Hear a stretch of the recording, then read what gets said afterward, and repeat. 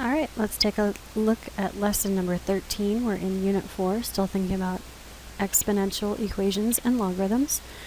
And we're going to see, as we have seen before, that we're going to play with a well-known base, and in this case it's base e.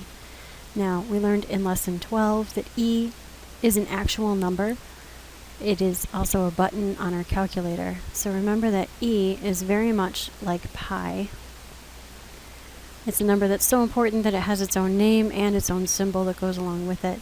Pi, of course, we know has to deal with circumference of a circle, an area of a circle, and it's approximately 3.14159.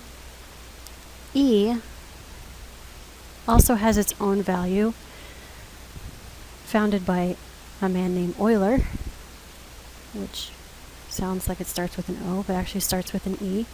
And as you can see in our calculator, e by itself is 2.7182818281828. So it is this repeating decimal, but we like to abbreviate it just as 2.718 is often how we would shorthand that. Using e gets us a nice specific value, and we're going to see today why e is such an important useful tool and one of the most famous formulas that we have in Algebra 2. If you need e on your calculator, I'm going to show you right now. It's above the divide button, so you see how it's got an e right here above divide. Right above the caret button, the one that turns things into an exponent, is the pi button. So if you ever needed pi, you would just type second caret, and you see that a nice pi shows up on your calculator, 3.14159. And similarly, right above the divide symbol is the E button, so we need second and E on our calculator. That's where we're always going to find that button. So as we use that more and more, you know where it's located, and a quick refresher. I also want to take a quick stop here and show you two other ways. If you don't have a graphing calculator with you and you're using something like scientific calculator, like this one from TI, it's a 30X, the E button is right here above the LN button. We're going to see in our very close future what LN means and why it would be paired with that button. But you can see an LN or an E button there, E to the X. Now it is an E raised up to an exponent, so you'll have to show it that you always want it to the first power. So if we were doing something like just trying to find out what E is, I would hit second, that LN button, and I get an E. And so if I want E to the first power, I can see again that it's 2.71828. So we're going to see some problems that we're about to do with E, right? So we could take 2 times E just by putting in 2e to the first power and find out what 2e is, or we could go for something like e squared.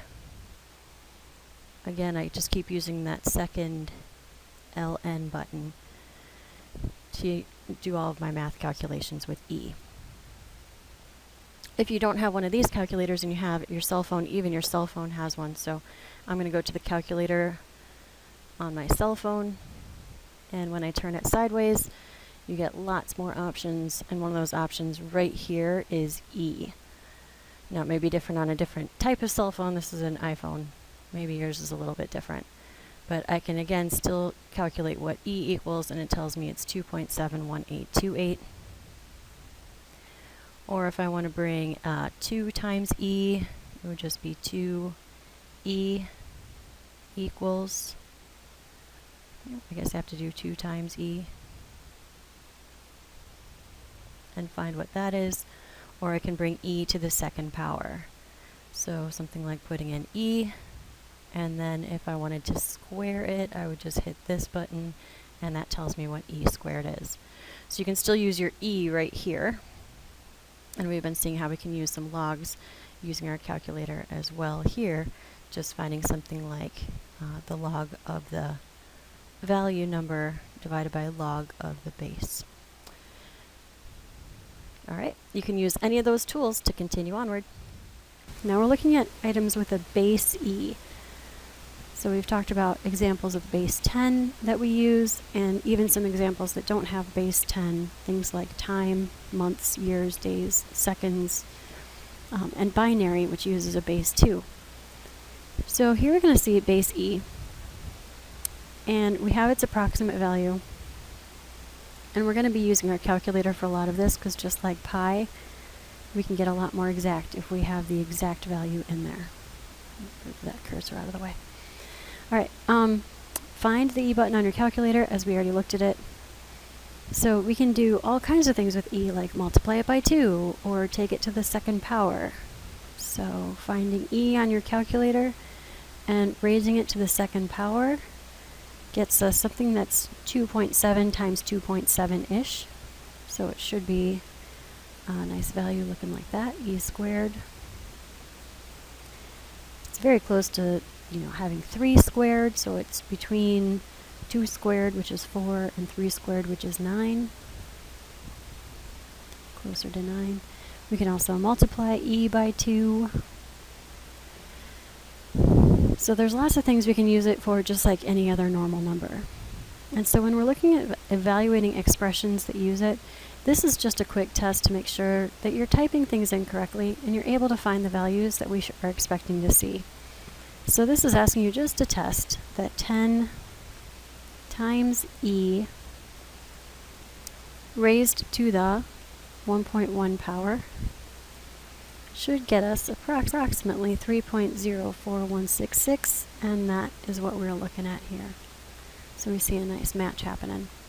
Just go through each of these and double check that your calculator is giving you the same value, and it might also depend on how you're typing it in. This is an example that you likely, depending on what model calculator you have and what software it's got with it, you might need to put that exponent in parentheses, that 1.1 times 7.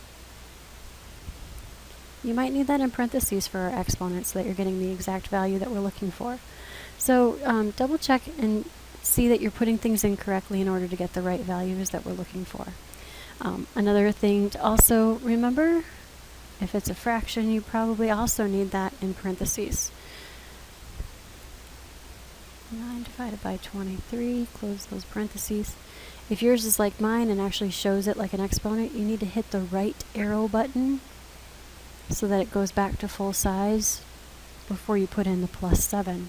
Another thing to keep in mind, how tricky these calculators can be. Once you've played with your calculator and you're getting all the exact values that they're looking for here, we're ready to put it into action.